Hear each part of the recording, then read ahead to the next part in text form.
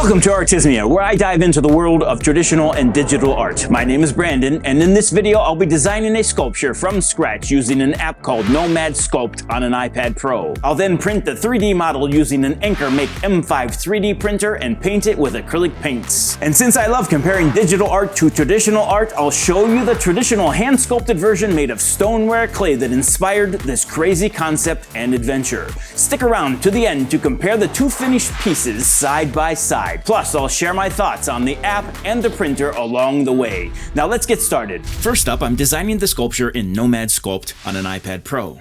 If you haven't heard of it, it's a pretty awesome app for the iPad and iPhone that lets you sculpt in 3D just like working with virtual clay. It's currently a one-time purchase app with no subscriptions, which is a rare thing these days and something I definitely appreciate. I love how intuitive the app feels. You've got great tools and features like smooth, pinch, flatten, and drag, and it's super responsive with an Apple Pencil.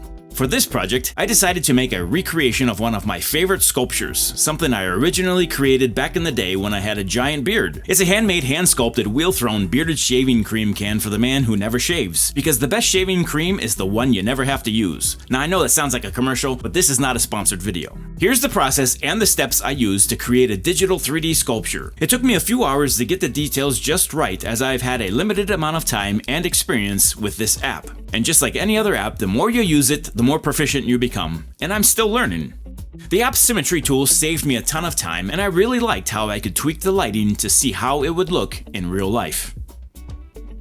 This app is a blast to use and super fun. One downside though is that it can get a little laggy with super high-res models, but for most projects it's smooth sailing. I would definitely recommend Nomad Sculpt if you are into digital art and sculpture. Once I am happy with my sculpture, I merge all the pieces and parts into one object and perform a voxel remesh. This is a vital step as it combines all the elements of the sculpture and it creates a clean, uniform topology across the model, which minimizes potential printing issues. And believe me, I have had a few printing issues to learn how important this step is. Then, using the crease tool, I enhance details, and the smooth tool to clean things up, before exporting the file as an STL, which is suggested to be the best format for the Ankermake M5 3D printer.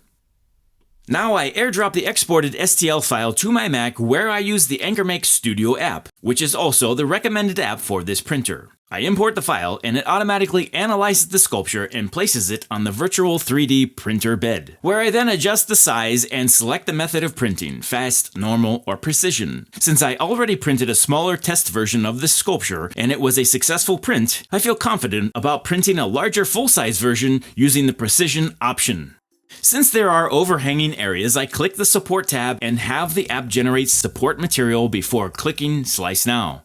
I think it's pretty cool to see a simulation of the print by dragging this slider up and down before sending the data to the printer. Estimated print time is about 7.5 hours.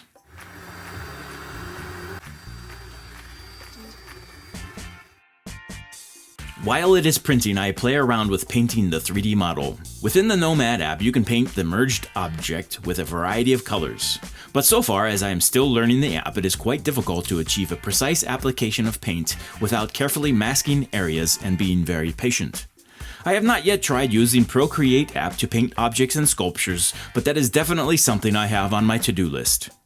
Through my experimentation, I have found that if you go back to the non-remeshed model where each element or object of the sculpture is still independently modifiable, you can create a paint layer and get a much better result. And I found the smudge tool came in handy for creating a nice blended look.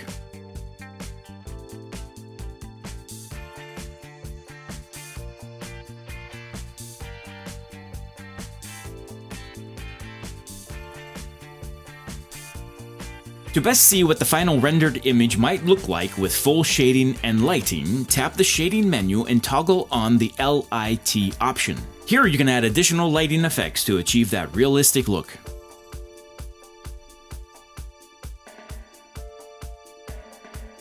Okay, back to the printer. Now this is my very first 3D printer, and so far, this thing has been a workhorse for me. I was very excited to see how it would handle this design, as it is the largest thing I have printed since getting this printer. I am currently using the standard Ankermake PLA Plus filament, which I purchased from Amazon. Check out the affiliate links below for more information. Here's the time-lapse recorded with an iPhone, as I did not know how to turn the time-lapse feature on within the Ankermake app until after I started printing, but I'll be sure to use it next time. Watching this print come to life is so satisfying. It is very cool to see the way each section is printed. As it predicted, it took about 7.5 hours, and it didn't run into any major issues like warping or stringing.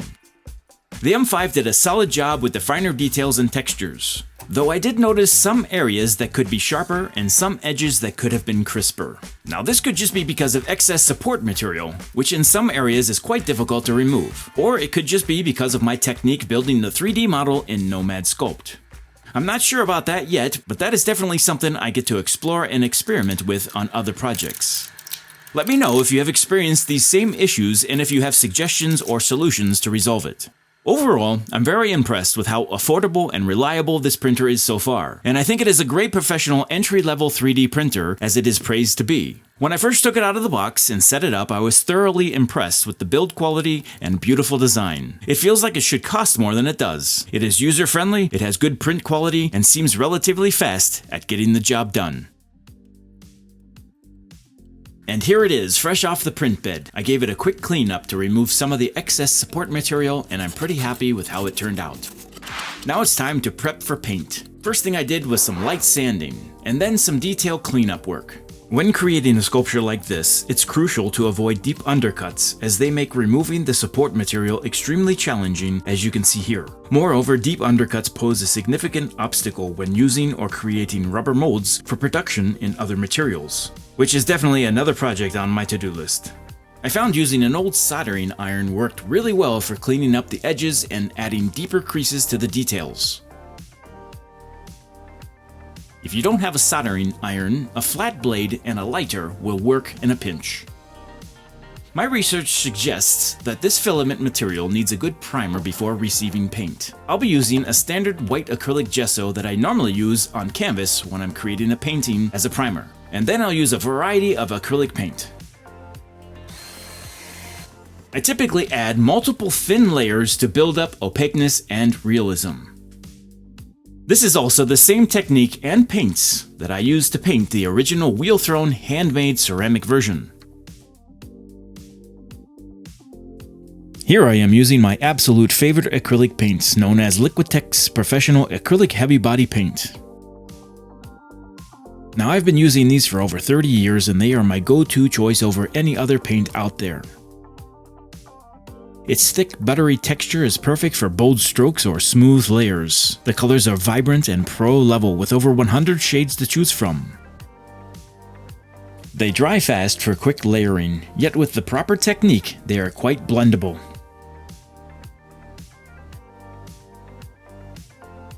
Now they aren't the most affordable paints on the shelf, but for the quality you get, they are worth every penny.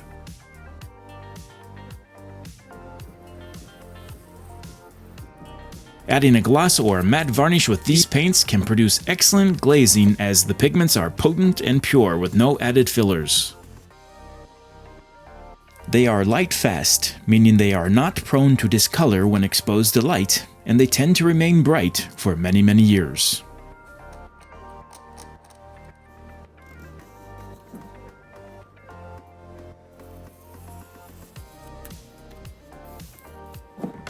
After the paint is thoroughly dried, I use a Liquitex acrylic medium gloss varnish as a non-removable and protective finish. But wait, there's more! We're not done yet! Let's see how this compares to the old school traditional way. To make the clay version of this sculpture, I start out by first wedging clay, which is then thrown on the potter's wheel. I then create a basic cylinder similar to the way I did with the Nomad app, but this is much more difficult as there is no undo button here. So to make this challenge more efficient, I use a clay extruder with a hollow cylinder die.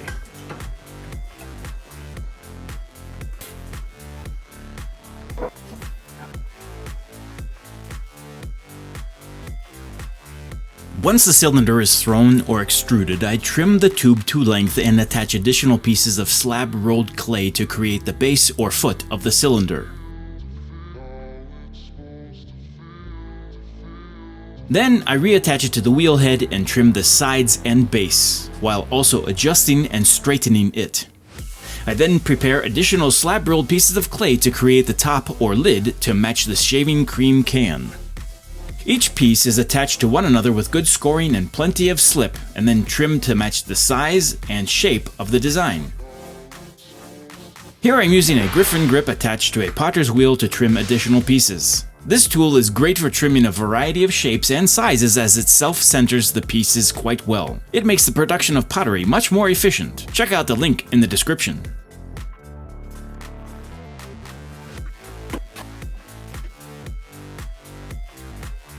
Then, using another piece of clay, I create the flange of the lid and trim it to size using calipers.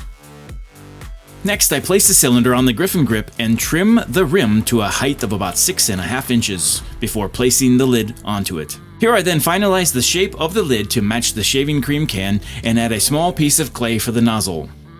I then trim the foot ring and add my potter's mark, business name, and a one-of-a-kind serial number using an auto number generator stamp.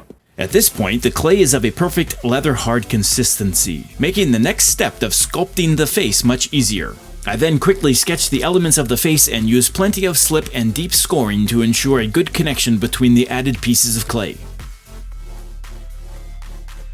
Nothing beats the tactile feel of clay and the hands-on connection when creating something from the mud of the earth, especially when compared to the sterile world of digital art. Now, the secret to creating a good face mug, or in this case, a face shaving cream can, is proportions. Using too much clay relative to the size of the vessel or container can make for a really ugly mug. Always start small and add or remove clay as needed.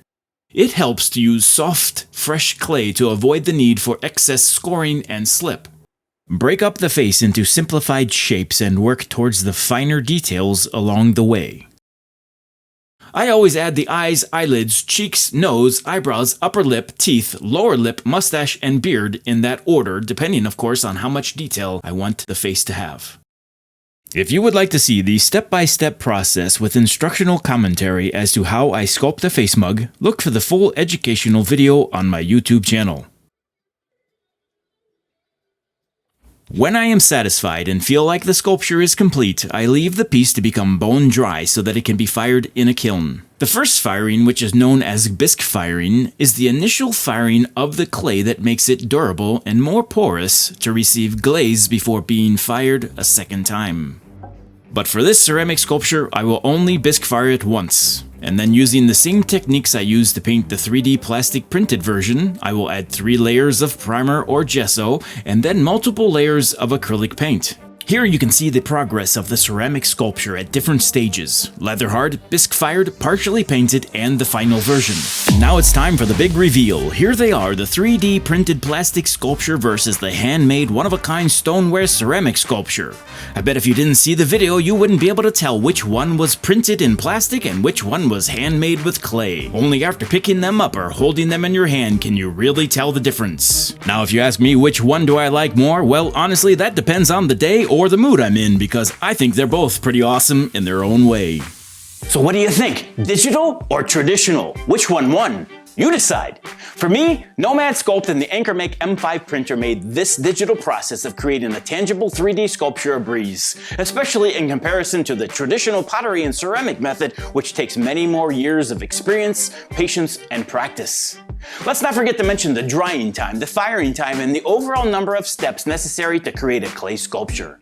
And you definitely do not want to compare the monetary expenses and investments needed to create this stoneware sculpture, which will last over 1,000 years, compared to this 3D printed plastic model that might also last over 1,000 years. I mean, the price of a potter's wheel, a clay extruder, a slab roller, a kiln, compared to the cost of an iPad, an app, and a 3D printer. Well, I don't think there's much comparison there. So let me know in the comments below which version you prefer. Share your thoughts with me, or if you've tried sculpting like this yourself, how did it go? Also, don't forget about the value for value model. If you found this video educational and you learned something valuable from watching it, use the links below to support this channel so that I'll keep making more videos for you. Thanks again for watching. This is Brandon from Artismia. Click that like button, and subscribe for more creative projects like this. Keep practicing, and we'll catch you next time. Oh, I hope we got it all so I don't have to do it again.